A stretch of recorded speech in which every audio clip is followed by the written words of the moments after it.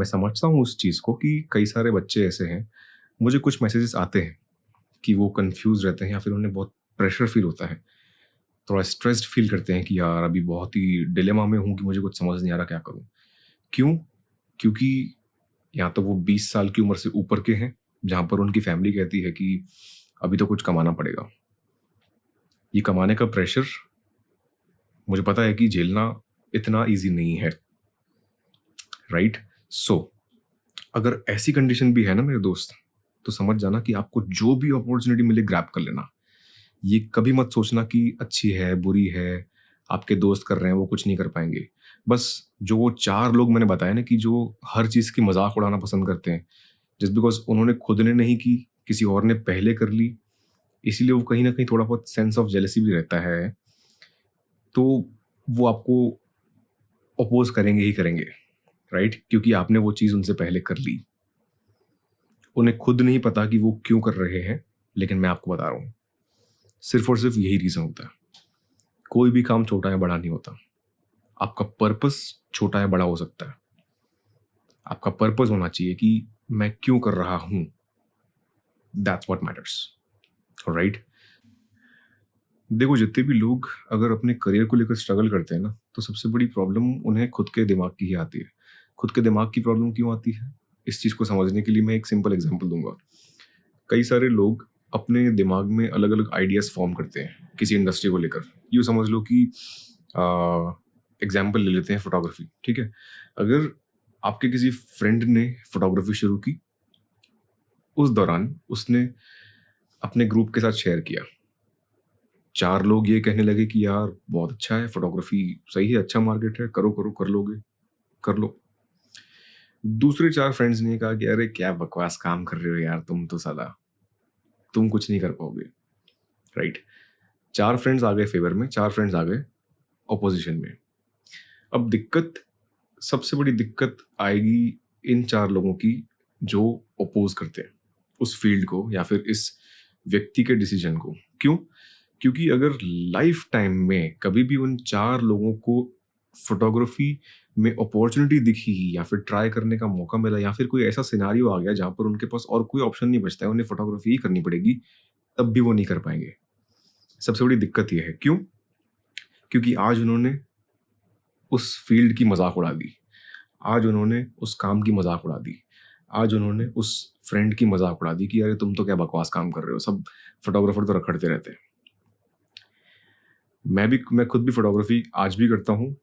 मैंने अपने करियर की शुरुआत फ़ोटोग्राफ़ी से की थी। उसके बाद काफ़ी सारी चीज़ें मैंने भी ट्राई की थी। तो उस दौरान भी मुझे पता है कि काफ़ी सारे ऐसे मेरे फ्रेंड्स थे। ये मेरा थोड़ा बहुत खुद का भी एक्सपीरियंस हो सकता है कि मैं उस एक्सपीरियंस से इन्फ्लुएंस होकर ही आज स्टोरी शेयर कर रहा हूँ। हो सकता है। बट खैर वो एक अलग स्टोरी है। मैंने फ़ोटोग्राफ़ी शुरू की थी जब मैं 16 मेरी एज थी। मुझे पता है कि आप बिलीव नहीं करोगे लेकिन येस, मैं 10th में था।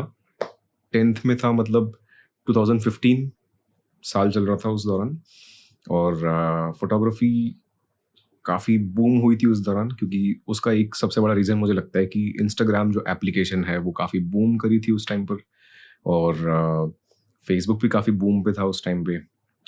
इस वजह से जितने भी लोगों की फ़ोटोग्राफ़ी स्किल्स वगैरह Instagram initially was just a photo sharing app right? तो काफ़ी सारे लोग अच्छे-अच्छे मॉडलिंग पोर्टफ़ोलियो शूट्स काफ़ी सारे फ़ोटोग्राफ़र्स जो इंडस्ट्री में काफ़ी साल पहले से हैं, वो अपना पोर्टफ़ोलियो बिल्ड कर रहे थे इंस्टाग्राम पे। तो इंस्टाग्राम इनिशियली फ़ोटोज़ काफ़ी ज़्यादा बूस्ट करता था फ़ोटो पोस्ट्स को। तो अच्छे-अच्छे मॉडलिंग पोर्टफ़ोलियो शूट्स वो काफ़ी वायरल होते थे उस दौरान। काफ़ी सारे models, fashion models, commercial models, उन सब की प्रोफाइल्स भी काफ़ी बूम हुई थी। तो उन सब फ़ोटोज़ को देखकर हर किसी के अंदर ये की इच्छा होती थी कि मुझे भी ऐसा फ़ोटो खिंचवाना है, राइट? और इस अपॉर्च्युनिटी को देखकर मैंने फ़ोटोग्राफ़ी शुरू की थी मेरे एक स्मार्टफ़ोन से। मेरे पास एक स्मार्टफ़ोन था, मुझे उसका नाम भी याद है सैमसंग गैलेक्सी ग्रैंड। मेरी बहन का था वो पहले, फिर मैंने एक्सचेंज कर लिया उसके साथ। खैर वो भी एक अलग स्टोरी है। तो जितने भी लोग मेरी उम्र के थे और भी काफ़ी सारे लोग थे जिनके पास ऑलरेडी उनके घर में एक डीएसएलआर था, लेकिन हमारे घर की कंडीशन इतनी अच्छी नहीं थी कि एक डीएसएलआर भी अफ़ोर्ड कर सकें, तो इसलिए मैंने उस फ़ोन से ही शुरू किया था। खैर सैमसंग गैलेक्सी ग्रैंड भी काफ़ी महंगा फ़ोन था, बट येस, बहुत ज़िद करने के बाद हमें मिला था, पापा ने लेके दिया था। तो अब लाइफ में एक बार हमें लगता था कि एक ऐसा महंगा फ़ोन मिलेगा, वो हम दोनों के बीच में एक अच्छा फ़ोन था। मेरे पास तो एक नॉर्मल सा फ़ोन था, तो यूँ कह सकते हैं कि हम दोनों को एक फ़ोन मिला था स्मार्टफ़ोन के नाम पर। तो वो फ़ोन मैं यूज़ करता था फ़ोटोग्राफ़ी करने के लिए, लोगों को ले जाता था, मेरे फ्रेंड्स को शूट्स वगैरह करने के लिए कि चलो मैं शूट करके दूँगा, मुझे आती थोड़ी बहुत। मेरी एडिटिंग स्किल्स थोड़ी बहुत एप्लीकेशंस यूज़ कर के प्ले स्टोर से डाउनलोड करता था, पिक्सआर्ट, काफ़ी सारी एप्लीकेशंस थी उस टाइम पर, पिक्सलर एक्सप्रेस, पिक्सआर्ट, ये सब एप्लीकेशंस थी। आपको भी शायद नॉस्टैल्जिया फ़ील होगा ये सब एप्लीकेशंस का जब मैं नाम लूँगा। आजकल तो खैर इतनी ज़्यादा यूज़ नहीं होती ऐप्स, तो इसमें एडिट करता था मैं। मेरे पास एक पीसी भी था, बहुत ही नॉर्मल सा पीसी था, बहुत ही बेसिक कॉन्फ़िगरेशन के साथ। वो भी बहुत मशक्कत के साथ मिला था, मेरे पापा ने लेके दिया था बर्थडे पर। खैर ये सब चीज़ें तो मैं फिर कभी और शेयर करूँगा कि यार कैसा पास्ट रहा है मेरा, मेरा काम का एक्सपीरियंस कैसा रहा है, सब चीज़ें। क्योंकि मुझे यार ये लगता नहीं है कि मैं अपने करियर के इनिशियल स्टेजेस की कहानियाँ सुनाऊँ लोगों को, अपने स्ट्रगल्स की कहानियाँ सुनाऊँ। बहुत वो थोड़ी-सी क्या कहते हैं कि नेगेटिव हो जाती है, या फिर चलो नेगेटिव तो सही वर्ड नहीं होगा, बट ऐसा हो जाता है कि खुद को सिम्पैथाइज़ करने वाली बात है कि यार तुमने कुछ किया है, तुमने कुछ किया है। तो मुझे वो पसंद नहीं आता। जो जनरल बात है, जो भी चीज़ें मैं शेयर करना चाहता हूँ वो मैं करूँगा, दैट्स इट। क्योंकि मुझे लगता है कि ज़रूरी नहीं है कि हर किसी को आपकी स्ट्रगल पता हो, राइट? जो लोग आपकी बात सुनेंगे वो सुनेंगे, जिन्हें नहीं सुननी होगी वो नहीं सुनेंगे, सिंपल एज़ दैट, राइट? खैर, getting back on the track, बात ये है कि किसी भी फील्ड को ट्राई किए बिना आप कुछ नहीं कर सकते, राइट?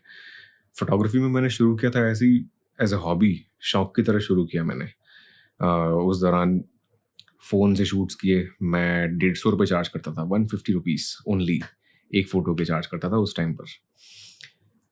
कुछ लोगों ने करवाए मेरे साथ शूट्स, कुछ लोग ये कहने लगे कि अरे! क्या बकवास कर रहा है ये, कुछ भी इसको नहीं आता वगैरह-वगैरह। लेकिन मुझे पता है कि मैं उसमें से कमा रहा था, मेरी पॉकेट मनी निकल जाती थी। मेरे पेरेंट्स को तो कुछ एक्सपेक्टेशंस थी ही नहीं, क्योंकि मैं 10th में था, 16 साल की उम्र का लड़का है, उससे कुछ इतनी ज़्यादा एक्सपेक्टेशंस नहीं होगी। बट द थिंग इज़, मैं आपको जो समझाना चाह रहा हूँ कि आप कोई भी चीज़ शुरू कर लो, कोई भी काम कर लो, कोई भी स्किल डेवलप कर लो, कोई भी फील्ड में आप जॉब ले लो, कोई भी बिज़नेस स्टार्ट कर लो, कोई भी कोर्स में आप एनरोल कर लो, कोई भी स्ट्रीम ऑफ स्टडी शुरू ले लो आप, कॉमर्स, साइंस, आर्ट्स, जो भी कर लो आप। 4 लोग हमेशा ऐसे होंगे जो आपको कहेंगे कि अरे क्या बकवास कर रहे हो, कुछ नहीं कर पाओगे तुम लूज़र हो, तुम ये हो, तुम वो हो। और 4 लोग हमेशा ऐसे होंगे जो कहेंगे कि अरे यार चलो कुछ तो तुम कर ही लोगे, क्योंकि हर किसी की पॉसिबिलिटी तो रहती है। चाहे 1% रहे, लेकिन पॉसिबिलिटी तो रहेगी ही रहेगी, राइट? थिंग इज़, जो 4 लोग आपको अपोज़ कर रहे हैं, उन्हें ये कभी पता नहीं चलेगा कि उन्होंने खुद की पॉसिबिलिटीज़ मार दी, राइट? मैंने अपना एग्ज़ाम्पल इसीलिए शेयर किया फ़ोटोग्राफ़ी का कि उस दौरान जिन-जिन दोस्तों ने मुझे अपोज़ किया, उसके 2 साल बाद मुझे पता है मेरे फ्रेंड ऑफ फ्रेंड आकर मुझे शेयर करते थे कि वो उनसे जाकर पूछते थे कि यार यश कितना चार्ज करता है फ़ोटोग्राफ़ी का, फ़ोटो शूट्स का? यार यश ने अच्छा शूट किया है, मुझे भी करवाना है, लेकिन अभी उससे मैं बोलूँगा नहीं यार, मुझे इसकी पसंद नहीं है फ़ोटो शूट्स।